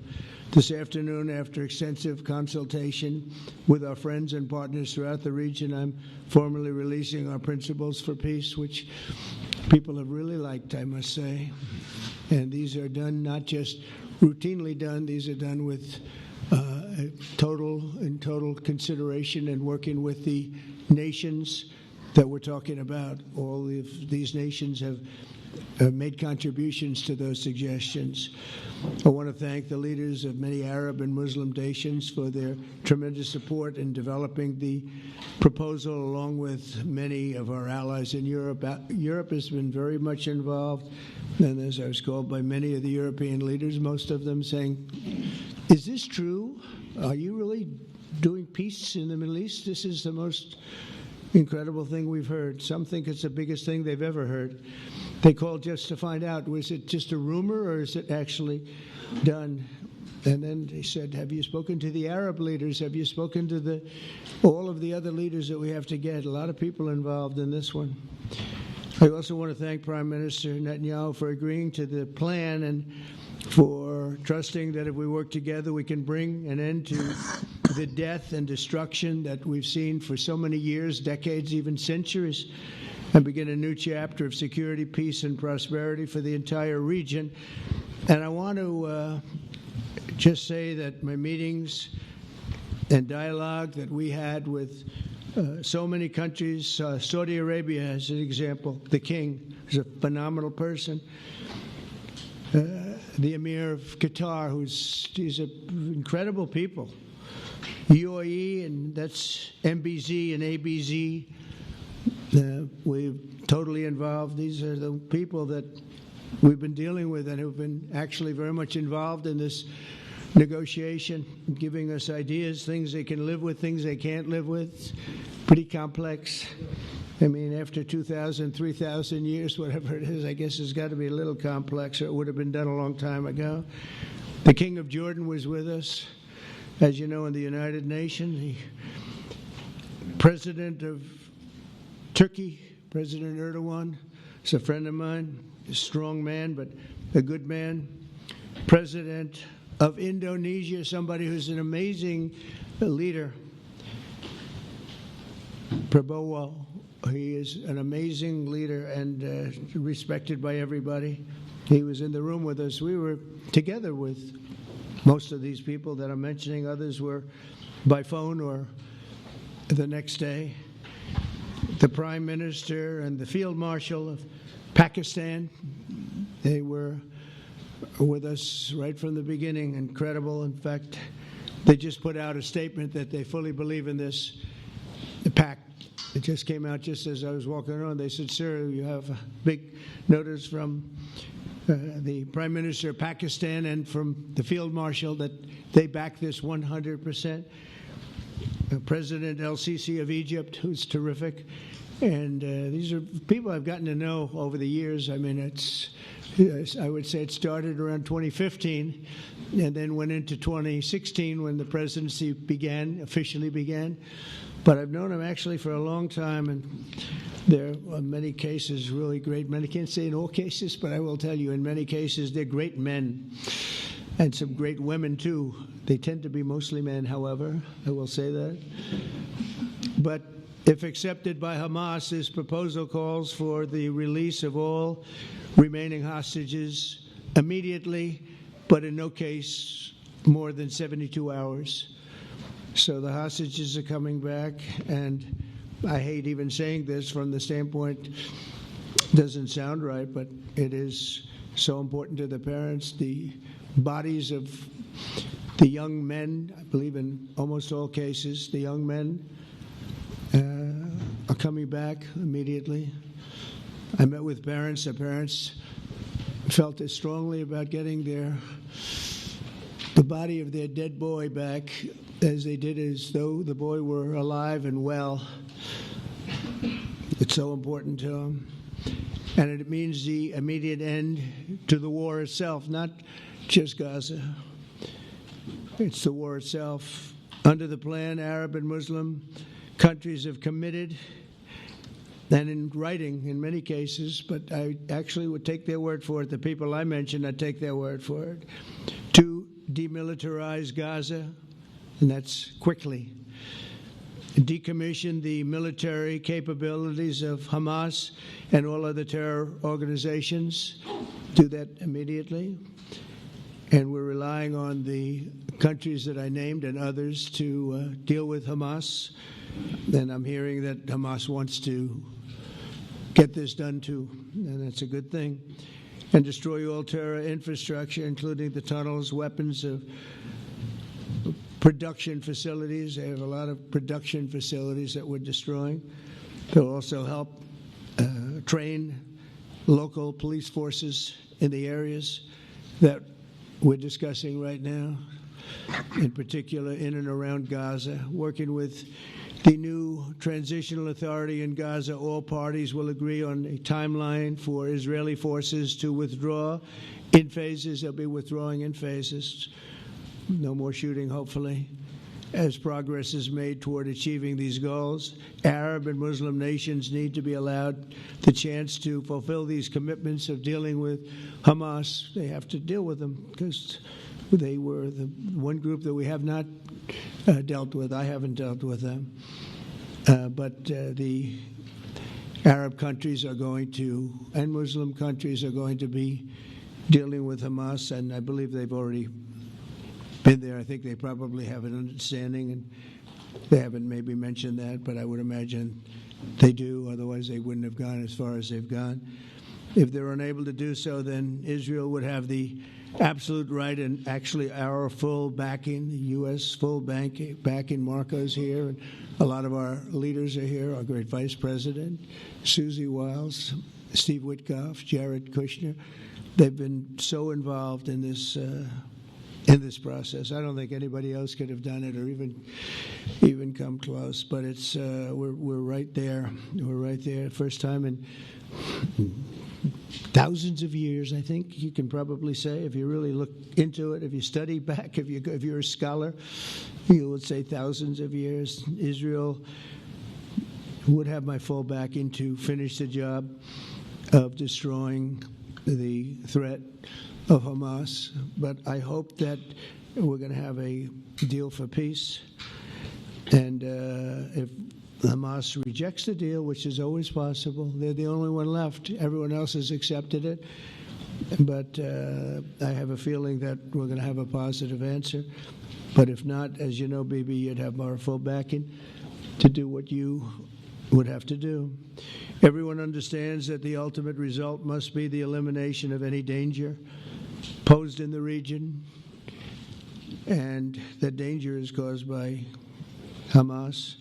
The tyranny of terror has to end, and this is, again, something that we're looking for. This is eternity. This is for forever.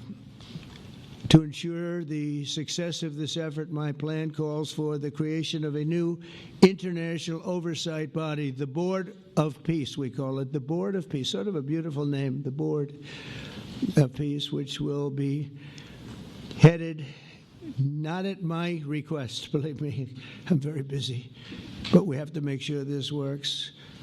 The leaders of the Arab world and Israel and everybody involved asked me to do this, so it would be headed by a gentleman known as President Donald J. Trump of the United States. That's what I want, is some extra work to do, but it's so important that I'm willing to do it, and we'll do it right, and we're going to put leaders from other countries on, and leaders that are very distinguished leaders, and we'll have a board, and one of the people that wants to be on the board is the UK former Prime Minister, Tony Blair, good man, very good man, and some others, and they'll be named over the next few days, and it'll be quite the board. Working, everybody wants to be on it now. I don't know if that had anything to do. They named me and everybody else wanted to be on it. I guess they figure, well, he's a soft touch. He'll be easy to deal with. Working with the World Bank and others, it will be responsible for recruiting and training a new government that will be made up of Palestinians along with highly qualified experts from all around the world. Hamas and other terrorist factions will play no role in the board, but they'll play no role in the governance of Gaza at all, directly or indirectly. As you know, thousands of Hamas leaders have been killed and soldiers have been killed. And we can never forget October 7th, but thousands have paid the price for that. And now it's time to get our hostages back and get back to trying to build something that's really great and very important. In our meeting today, Prime Minister Netanyahu was very clear about his opposition to a Palestinian state. And he continuously mentions October 7th, and I understand that. Most people do. And I understand and respect his position on many things, but what he's doing today is so good for Israel.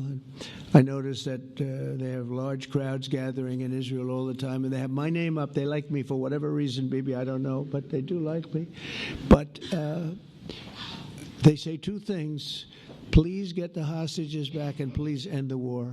They've had it. It's had it. So I think it's a very popular thing you do, because he's a warrior. He doesn't know about getting back to a normal way of life, but he is a warrior, and Israel's lucky to have him. But now the people want to get back to peace. They want to get back to normalization in a true sense. Several countries have foolishly recognized the Palestinian state. As you know, some of our European friends, allies, good people, but they're really, I think, doing that because they're very tired of what's going on for so many decades. They've been presidents and prime ministers for years, and during this time, having to do with the Middle East, all they're doing is talking about the same thing over and over. They want to see it get back. And nobody wants that more than me, or I believe Bibi too. But the people of Israel want it. They really want it. They want the hostages back. That includes the probably 32 bodies that we're talking about, 20 people that are living, 32 or so people that are dead, and they want to have peace. So let us not forget how we got here. Hamas was elected by the Palestinian people. Israel withdrew from Gaza thinking they would live in peace. Remember that a long time ago? They withdrew. They said, you take it. This is our contribution to peace. But that didn't work out. That didn't work out. It was the opposite of peace. They pulled away. They let them have it. And I never forgot that, because I said, that doesn't sound like a good deal to me. As a real estate person, I mean, they gave up the ocean, right? Ron, they gave up the ocean. They said, who would do this deal? And it still didn't work out. They were very generous, actually. And they gave up the most magnificent piece of land in many ways in the Middle East, and they said, all we want to do now is have peace. And that request was not honored. Instead of building a better life for the Palestinians, Hamas diverted resources to build over 400 miles of tunnels and terror infrastructure, rocket production facilities, and hid their military command posts and launch sites in hospitals, schools, and mosques. So if you went after them, you'd be after them, and you wouldn't even realize you ended up knocking out a hospital or school or a mosque. A terrible thing. Terrible, terrible way to have to fight. No fight is good, but that's a real bad one. So there are many Palestinians who wish to live in peace. Many. I've seen so many of them. and they have support. And I challenge the Palestinians to take responsibility for their destiny, because that's what we're giving them. We're giving them responsibility for their destiny, fully condemn and prohibit terrorism and earn their way to a brighter future. They don't want the life that they've had. They've had a rough life with Hamas. If the Palestinian Authority does not complete the reforms that I laid out in my vision for peace in 2020, they'll have only themselves to blame. We're giving them an amazing footprint, and they have amazing support from the leaders of the Arab world and the Muslim world, the great leaders. These are great leaders. These are unbelievable leaders that have built great countries and very wealthy countries. What the future holds for the Palestinians, no one really knows, but the plan that we put forward today is focused on ending the war immediately, getting all of our hostages back, getting everything back. Hard to believe when you even say it, and creating conditions for durable Israeli security and Palestinian success. Israeli security is going to be involved. We're going to help you. We'll be there with you in terms of helping with security. We want to make sure it works. We just want to make sure it works. There shouldn't be a shot fired. Now, there will be, I guess, because that's the way it seems to be, but there shouldn't have to be within a few days. There shouldn't have to be a shot fired. And maybe for eternity. Wouldn't that be nice? I hope it's true. I can tell you the leadership of that region feels that there's a good chance of it being true. So this will lead to this agreement that we're talking about will lead to a sustainable long-term peace. No president in history has been a greater friend of the state of Israel than I have, in addition to negotiating the Abraham Accords. I like to say it that way because the real people, that's what they call Abraham. I would say Abraham, but it's so much nicer when you say Abraham. So much more elegant. But the Abraham Accords are amazing. Jared, you did that along with your group of geniuses, and nobody thought that could be done. We have 4 countries, and Sleepy Joe Biden didn't do a thing. He didn't even know what the hell they were. He should have had them fold up. But I think this will also lead to packing them. And who knows, maybe even Iran can get in there. I hope, we hope we're going to be able to get along with Iran. I think they're going to be open to it. I really believe that. But they could be a member. I long ago said, I'll bet you at some point Iran will be a member of the Accords. And little did I realize it was going to take this turn. That was some turn we did with the B-2s. All right, so folks, there a bit of the briefing from earlier today with President Trump alongside Prime Minister Benjamin Netanyahu. They were discussing this 20-point plan to end the Israel-Hamas war, including some details in order to get hostages freed. We're going to take a quick break, folks. In 2 minutes, when we return, we're going to have the very latest on the impending government shutdown. We're around 27 hours away from that potentially happening, and we're hearing from congressional leadership on how that meeting with President Trump went earlier today. We'll be right back.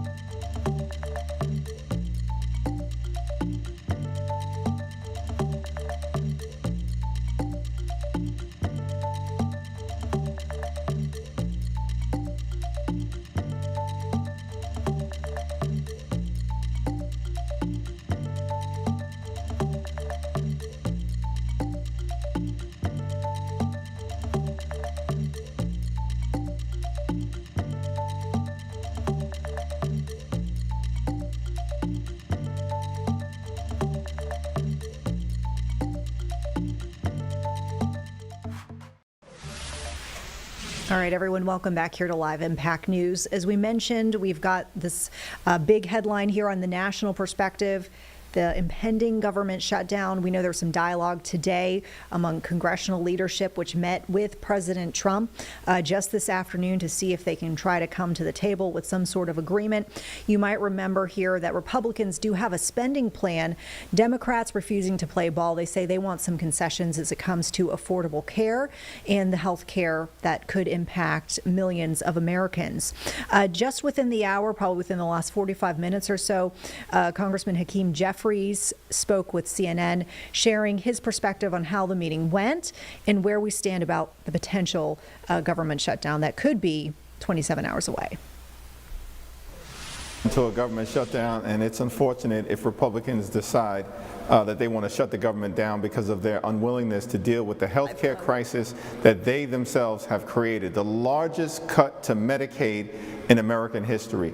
Hospitals and nursing homes and community-based health clinics closing as a result of what they've done with the One Big Ugly Bill. The Republicans' refusal to extend the Affordable Care Act tax credits, which will impact working-class Americans all across this country who are about to experience dramatically increased premiums, co-pays, and deductibles at a time when the cost of living in the United States of America is already too high.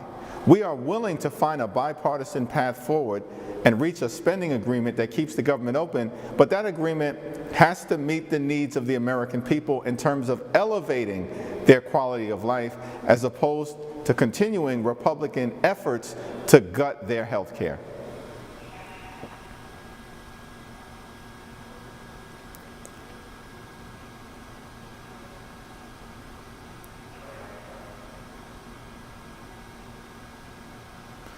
This is not simply a negotiating tactic. This relates to the well-being and the health of the American people. More than 20 million Americans are on the verge of experiencing increased health care costs because of the Republican refusal to address the Affordable Care Act tax credits that benefit working-class Americans. The overwhelming majority of the people who rely upon these tax credits make less than $63,000 a year. These are people in rural America, urban America, small town America, the heartland of America, and black and brown communities all throughout America who are already being victimized by the Republican all-out assault on their health care and being victimized by the fact that these tariffs are actually increasing costs on the average American family by thousands of dollars a year. We are ready to find a bipartisan agreement, but that bipartisan agreement needs to address the health care crisis that exists in the United States of America and the cost of living crisis that exists in the United States of America right now.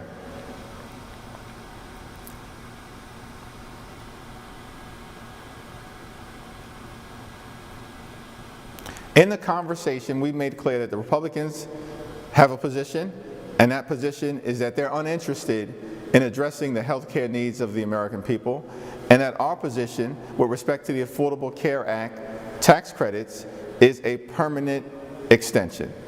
And we're waiting to hear back from Republicans after that meeting as to whether they are willing to actually sit down over the next 30 hours or so and find a bipartisan path forward. House Republicans are on vacation right now.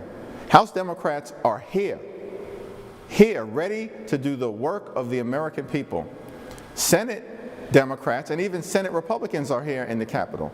And it appears, at least to me, that a decision has been made by House Republican leaders, perhaps blessed by the administration, to shut the government down. Why did they cancel votes? Why are they on vacation spread out across the country and the world when we're on the brink of a government shutdown?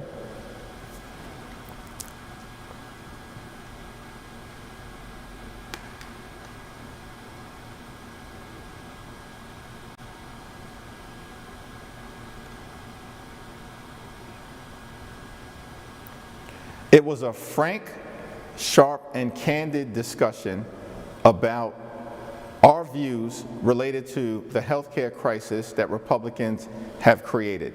There was a difference of opinion as it relates to the implications of that crisis, but we were very clear. as it relates to our defense of Medicaid and Medicare and hospitals and nursing homes and community-based health clinics and the Affordable Care Act and medical research, and the fact that in this Republican appropriations bill in the House, they are going after the National Institute of Health and going after the Centers for Disease Control in ways that will hurt the average American family.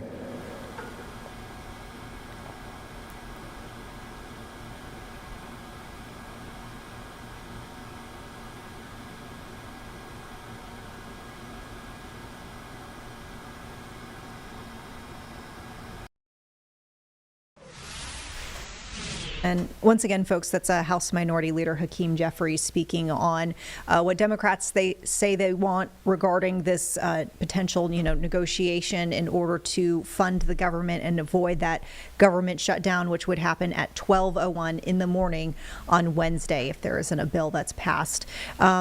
We did hear from the vice president this evening, essentially Vice President J.D. Vance telling reporters that he thinks that a shutdown is likely, given how both sides were coming to the table, or rather not coming to the table during the meeting earlier today with the president. So we'll keep you posted, of course, on the very latest on that front.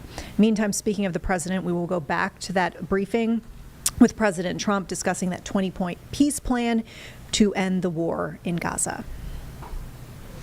Successful, and I want to thank Bibi, and I want to thank the Prime Minister. It was fantastic. We agreed to launch a formal trilateral mechanism between Israel, Qatar, and the United States to begin a dialogue to enhance mutual security, correct misperceptions, and avoid future misgivings. And I want to thank Qatar, its leadership, and the Emir.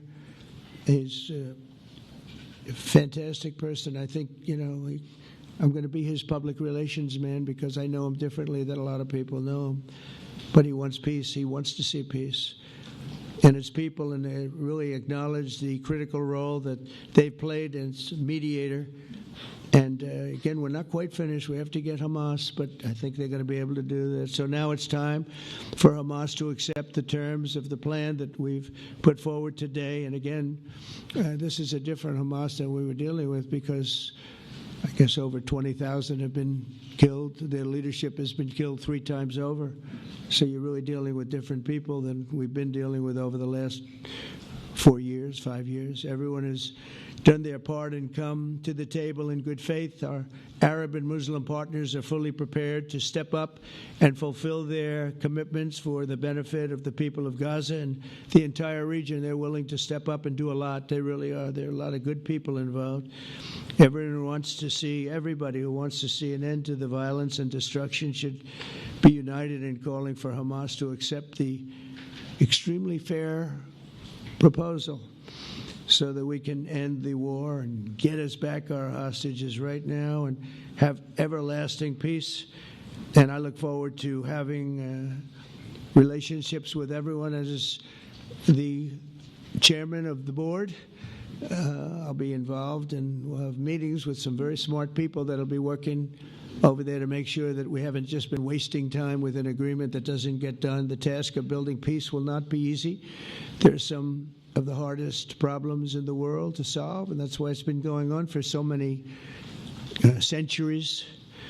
But too many lives are at stake not to try, and this was more than a try. I mean, I think this is something that gets done when you have virtually every country, and these are powerful countries that have a lot of money, and the money can make things happen. A lot of countries try and they don't have any money. These are very rich countries that can make things happen.